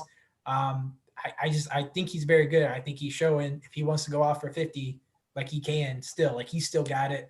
So I don't know, like I said, a little bit of a stretch there in terms of a prediction that I liked because I wasn't very close, but where the prediction was coming from, I'm glad that's coming to fruition because I still really enjoy watching Golden State play. I mean, they're not the best team, but they're fun to watch, and he can go off any night. So I feel good about it. Okay. I should have combined this with the first one, but that's not sexy enough. I'm gonna skip that one. Second one, I'm gonna say I'm sticking to my guns with the Wizards. Okay. Bradley Beal is still doing good things. Westbrook, I think, will settle down at some point into his role or what he needs to be for the team. And as Rui Hachimura and guys like that start to come back, they can still make some noise. The fact that they lost 6 games already and they'll have to make those up later is a good thing for them because they can come back together, get some continuity, and then they'll have 6 bonus games to make a dent in whatever teams they're chasing when it comes to a playoff situation. Again, Beal still high level.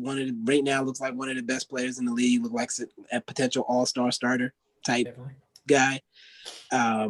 So once everything else starts coming in around him, I still kind of sucks about Thomas Bryant. That's really a killer. So maybe they're not going to be a 5 seed, but I still think they're a playoff team personally. So I feel good about that preseason prediction, minus Thomas Bryant, with where they can still get to. Okay.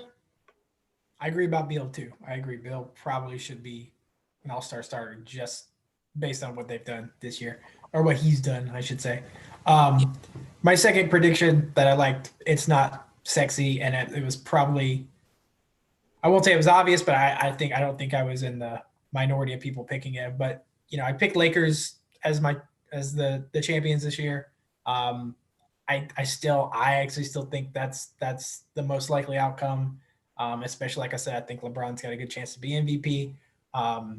I just think that team's clicking. I think the additions they made on the offseason, Schroeder and Harrell, were good pickups. Wes Matthews has been kind of, I think in spurts, like he's been like what they need him to be. So yeah, like I said, not a bold prediction by any sort, but I feel good that it's coming true. Like I said, I'm a LeBron guy. Okay. And so then for my third one, I just made the change. I'm going to go with my Jokic MVP pick.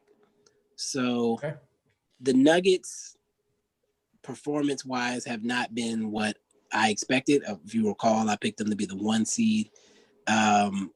Did not give the Grant loss as much credit as it deserved.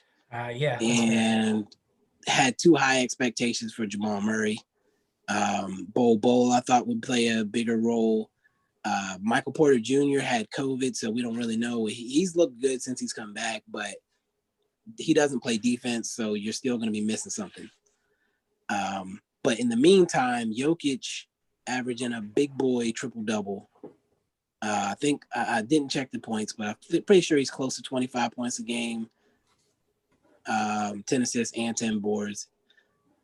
He's putting up the number. He's having the year that people thought Luka was going to have, and his team is currently ahead of the Mavericks.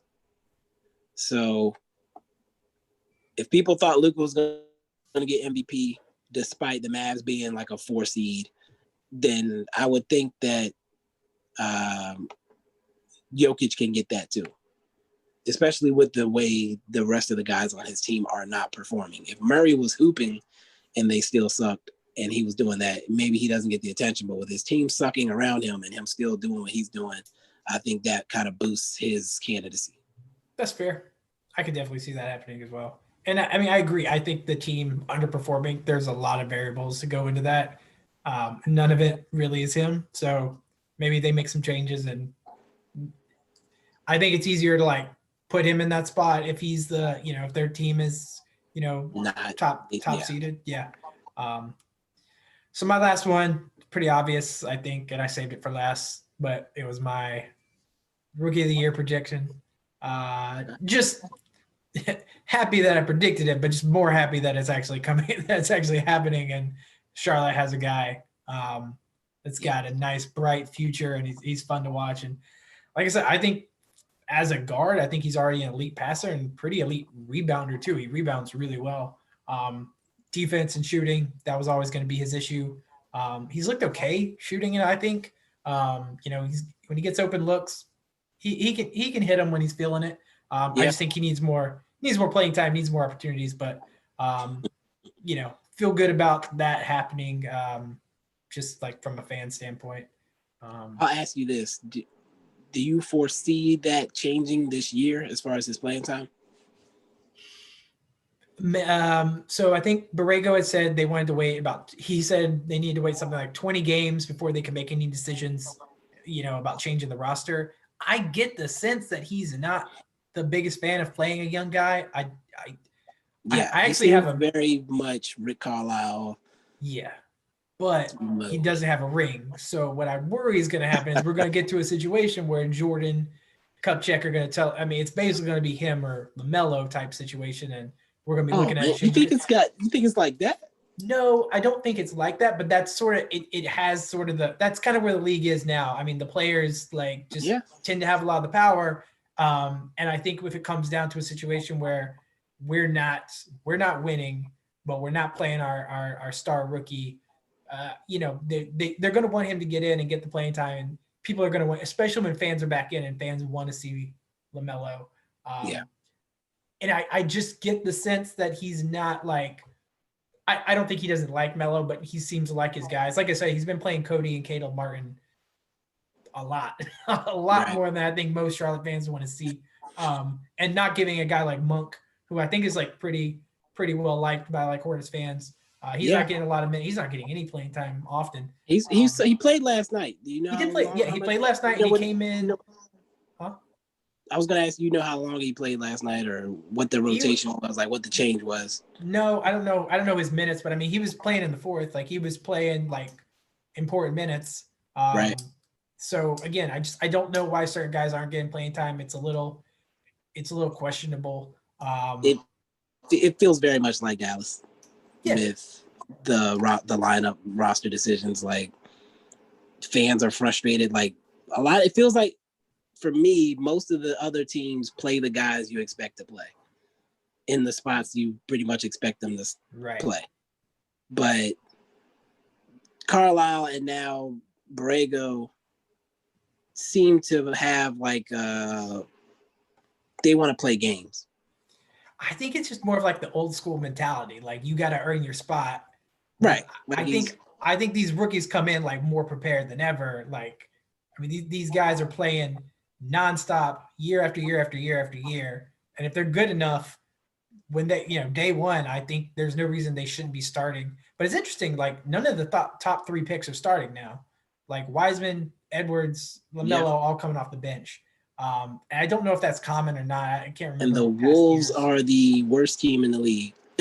Right. So if you are the worst team in the league, you had the first pick. Well, he's been playing pretty terribly also. I think his shooting splits are like 35, 20, 10 or something like that. When he attacks the rim, his first step, though, I cannot remember who he drove by a couple of weeks ago. But I watched it so many times because I was like, I wanted to predict the moment when he was going to move. And like, he just can't. Like, he just does it before you think he's about to move. It's great. So he's got, I think they all have a lot of pros and cons. I know we're running long, but I had wanted to talk about the rookies just in general. I don't think we have time now, but they've been better. I think this rookie class has been better than they were like labeled as a weak class, but I think between those three guys, Halliburton, like Maxey looks okay. I mean, there are some like guys that I think are going to be in the league for a long time. Xavier Tillman, like Bain. Going back to Memphis, Emmanuel Quickly, even like Quickly, I mean, that was on like short list of changes because I didn't have him in my list. I had Obi Toppin, like I would switch them because he's the Nick that appears to be getting rotation minutes. Agreed. Yeah.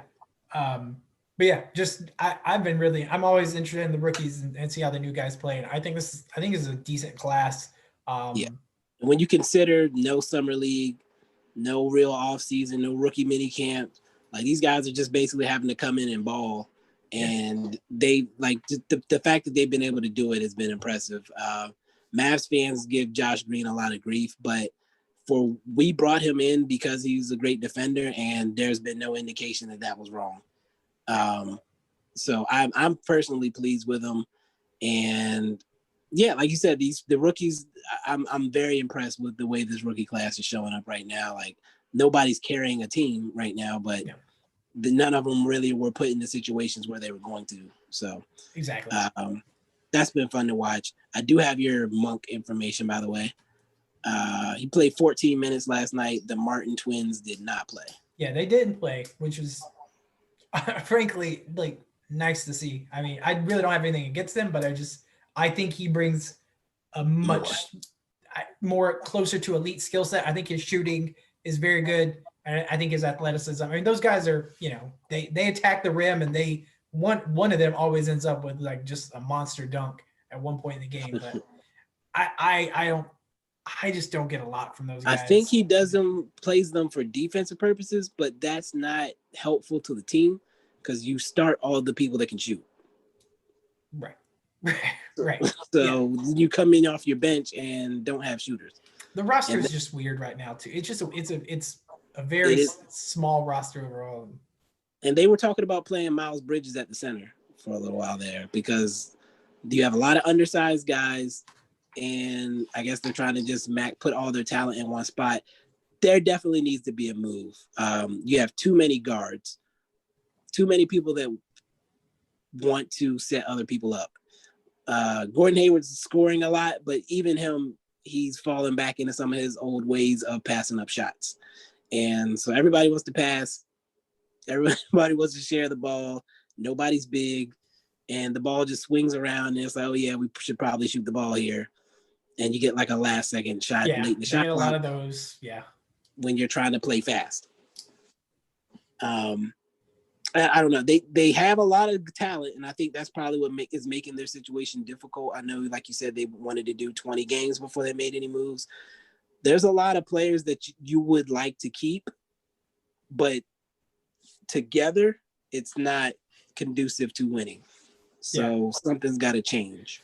I won't say I'm quite in the same level of like, you said Luka's the only guy off limits. Like I actually have like, there are a couple guys for me that would be off limits for Charlotte, not because they are elite, like all-star, superstar players. I just think they could be the foundation of like a really nice core going forward. So LaMelo, PJ, like I think you keep Hayward right now. A couple of those other guys, I don't think you give up like everyone else. Like I don't think you give up No. Definitely. That's definitely not what I'm saying. Yeah. I'm saying like when you have redundancies, one of them has to go. I think they do, and I guess I just hope Borrego like sees LaMelo as that like point guard of the future, because I mean, frankly, he is like that. The team needs to eventually revolve around him and just let him go out there. How quickly would you move Rozier though to make him the starter? Based on how he's playing, does it depend on who you're getting? Yeah, it depends on who you're getting. I'd move Rozier to the bench before I would try to trade him right now. How does that go over in the locker room? That's the part that I think is the problem for Borrego right now, is trying to maintain some level of chemistry. It's easier to bench the rookie for the team aspect. The front office might not like it, but as far as the team, like the veterans are going to feel like they should be getting the starting minutes. And if you bench a veteran for a rookie, not only will that potentially affect how Rozier plays, but then how is Gordon Hayward feeling about that and stuff like that? Like, I don't know how the team feels about that potentially. Yeah. I mean, it's just I think LaMelo just has a different skill set than all those other guys. So I just think he it makes sense to me. Yeah. I mean, and look, I don't know. It hasn't been, we're only a couple games into the season. I mean, I think last thing I'll say about the Hornets there, I think Rozier and Graham are both scorers. Yeah. I think it makes a ton of sense to move Graham to the bench and have him just come in off the bench and get buckets. But see, he's the guy I think I don't think he would react more adversely than Rozier? Yeah, like I think he wants to be the guy. He's the guy that when he's not hitting, what if he's playing 30 minutes off the bench?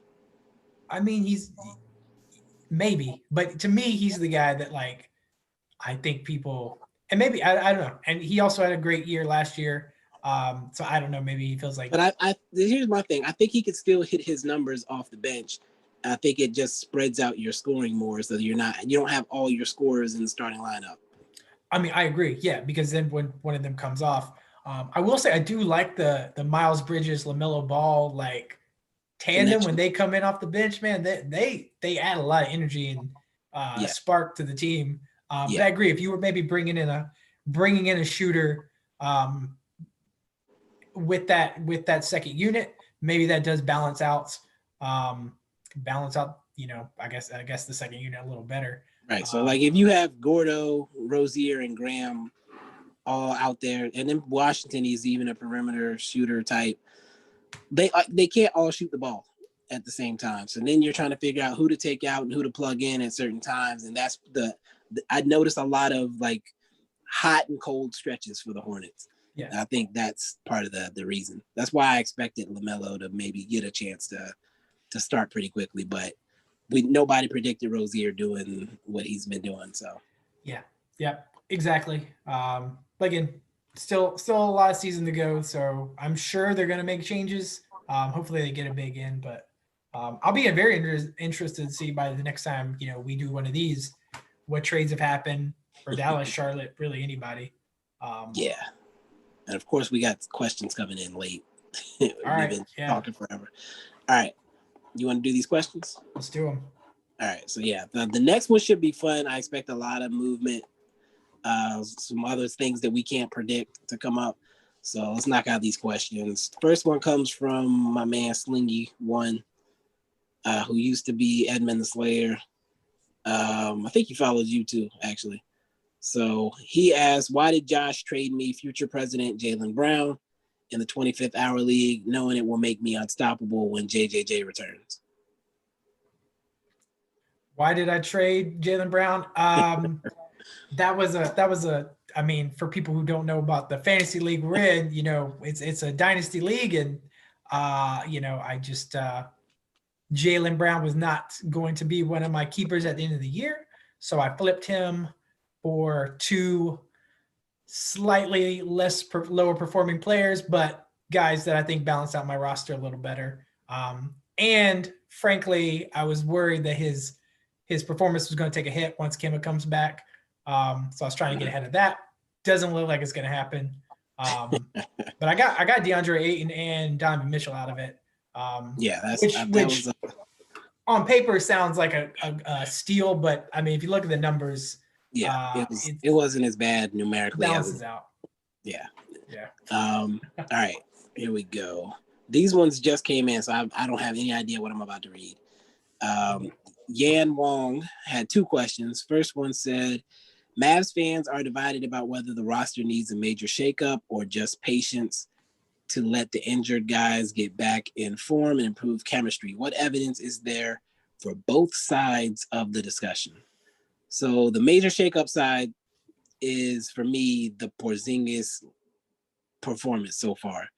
I don't know. I can't give him the excuse of coming back off an injury based on what the injury was and the fact that he had more extra time to get himself together. And the way that he's playing looks a lot like it was the beginning of last year when it was his first time playing with Luka. Like I said earlier in the podcast, he looks lost. It doesn't make sense. And him not being himself and potentially having to do this every year with him makes me feel like we need to strike now, because this off season is our last chance that we're going to have money, because Luka's getting paid and we're going to be over the cap forever after that. This is our last year. I don't think we should wait till the last second, which would be the off season, to make a move. If we can make a move before the trade deadline, we have multiple expiring contracts. We need to pull the trigger ASAP. If we can get a legitimate all-star, not a fringe all-star, but a legitimate all-star established player, we have to do that now. Now, for the other side of that discussion, as far as patience to let the injured guys get back into form, I'm fine with that for all of the role players. DFS, Maxey, all those guys, I'm fine with understanding that we're going to take some time to get healthy, those guys. But those guys are role players. They're replaceable too. At the end of the day, it's the top level, KP, Richardson, and the fact that they've been disappointing offensively, at least for Richardson. That's where I can't be as patient. I'm going to give them, said it earlier, somebody said 5 games after Maxey gets back. 5 games after Maxey gets back, if I'm still seeing some of these same things, it's time to pull the trigger. And that's what I'll say about that. I won't let you answer that one because he asked a Hornet specific question as well. So Yan Wong again, and it's Yan Wong is the name, Wong _ Yan is the @ and it's Yan with 2 N's. So he asked Josh, what are the Hornets' aspirations for this season? Is someone like Biyombo going to be available as a buyout candidate, or are they keeping him for the playoffs? Also, is Malik Monk completely washed? So we can go piece by piece. Hornets aspirations. Hornets fans or Hornets organization, you think? If you think those answers are different, give me both. Yeah, I think the organization right now is playing for the playoffs. That 6-7 seed maybe. Just because like I said, I think Hayward's playing. I think better than people expected. Rozier's taking a leap. We got Zeller back in the lineup, which makes us. I think we're a lot better with Zeller over Biyombo. Yeah, I think fans are probably. I personally, I think fans would prefer just get a lottery pick again this year, really build out that team a little bit more, and get another guy that, another wing player that's elite, build up our interior, and then start building after next year. But, I think the organization is going to try to shoot for the playoffs, which frankly can't blame them. In terms of Biyombo being a buyout candidate, I don't know that they need to buy him out. I mean, like I said, we're so small in general. I think they like having him there. I mean, he played. Yeah. He was starting while Zeller was out, so I think they keep him. Again, if they make the play, I don't think they're keeping him for the playoffs. I think they're keeping him for the roster depth. He's also LaMelo's best buddy or something. So they're very close. Yeah, get rid of him. Yeah. In fact, I think we actually didn't have enough players to. I think we had to bring back a guy from our G League team. I think they brought Nick Wright back. Is it Nick Wright? What's his name? No. I'm thinking of the guy from ESPN, I think. Yeah, I was looking at the Malik Monk numbers last night. I realized you guys only have 11 active players. Yeah. You played 9 last night because the Martin twins didn't play. And then they actually had to list a guy who is currently on his way to the bubble with the G League team as the being on the roster just to fulfill the roster requirements. Right. And to that last question about Monk, I absolutely do not think he's washed. He is rusty. He gets he gets sporadic games where he gets to play, and then a lot of times he's just on the bench the entire game. When he plays and he gets in a flow, I think he can do a lot of the things that Devontae Graham can do. He is a good shooter. He's super explosive. I think he's lost in that mix right now. I just don't think there is a real spot for him on the team just because it's gotten so crowded. So many guards. That is the problem for the team. I don't think Monk is washed. I think he still has a lot of value actually. Okay. But probably not on this team. I think at the end of the day he has to be traded to get back to that. Okay. All right. So then last question comes from Russell at 6 Porzingis. With a stacked Eastern Conference, do you think Gordon Hayward is a lock for the All-Star game? Definitely not a lock. I think guys are going to have to.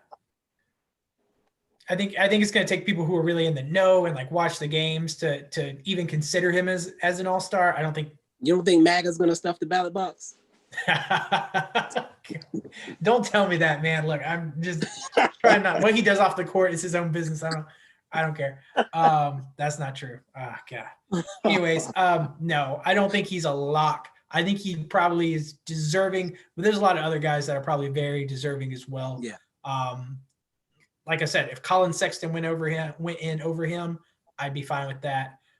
If Jeremy Grant went in over him, I couldn't argue that. So there's just a lot of guys who are playing really well. And I do think there are a couple spots open because, like you said, Westbrook is not going to be in there. Butler's not going to be in there probably. I think the Raptors guys are out. So yeah, I mean there's some opportunities there. What do you think? I don't think he's a lock either. And we talk even about Jaylen Brown, the way he's playing, he's taking a spot. I think he is a lock. I think he is a lock. Yeah, he's taking a spot now. So I do think Gordon Hayward's in that pool of final 3 guys that can get in. But I think it's going to come down to are they in the playoffs at that point? Because I think coaches like to give credit to guys whose teams are in the playoffs. That's why Beal didn't get voted in. last time, stuff like that. So I think it's going to depend on where the team's at. Actually, when guys like Giannis and Embiid, all those players decide, KD decide they're not going to play in the game because they don't want to get COVID, then Hayward's a lock as a reserve. Hayward's a lock at that point, yeah. When they start bringing in the reserve guys who are willing to do it. And that'll be interesting to see if guys actually choose not to play. Yeah, because I haven't seen any players say anything about it at all. So I don't know how they feel at all. I know there were some resisting the restrictions. Like I think George Hill said, like, I'm not going to stop hanging out with my family.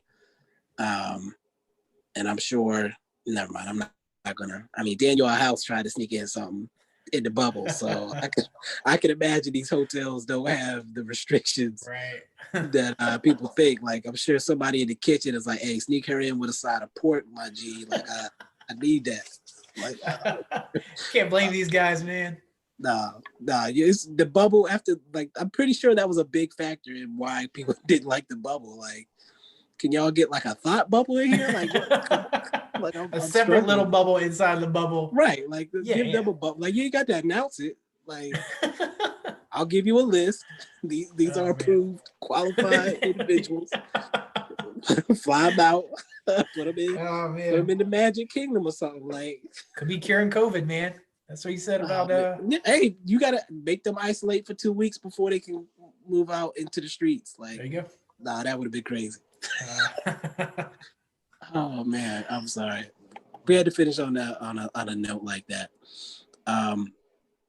Oh man, anything you wanted to add that we didn't cover? I feel like, have we been going for 2 hours? It's been a long time. Yeah, I think the thing I'll add is, when I first came on to the podcast the first time, I think I said to you, like, I'll do more of these as long as you don't get like hate tweets about how bad it is. Or like, so I know we're going long. I mean, as long as you don't get people saying they hate listening to this, or you get people saying they are listening to it.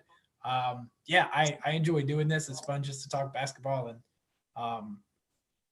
it's been fun. I think we covered a lot. I think that I've actually gotten nothing but positive feedback. I've had people say they enjoy our episodes. So, and they think obviously we have solid chemistry, and that been talking for 18 years. Exactly. We pretty much know probably a lot of what we're gonna say. Yeah. Already. So cool. I think it's easy, and it's a good for me just because, like, you don't live right here anymore. Yeah. So it's a good way to just stay in touch, in my opinion. Yeah, I enjoy it. I mean, we can come back, do another All-Star break thing, and I don't know. Maybe one thing you could ask your, ask your followers, or for any ideas for segments they'd want to hear. I don't know. Like, I think that'd be a cool thing to do, is start building out some regular segments, not just for the episodes with me, but for when you bring on anybody. Right. So I did do like a little survey thing. I got some pretty good feedback. So yeah, I think with doing all the game recaps, it makes it hard to be creative right now. But I'm looking at different things I want to try to do. So thanks for coming on, doing this for me for, I believe, about 2 hours at this point. But yeah, that's it for this episode, people. Thanks for tuning in. Y'all said y'all like the long episodes. I think the 3 of the most listened to episodes are the super long ones. So whatever. I don't like planning to be long, but if it happens, it happens. So I think we got into a lot of good stuff. I think it was a fun conversation. So until next time, people, peace.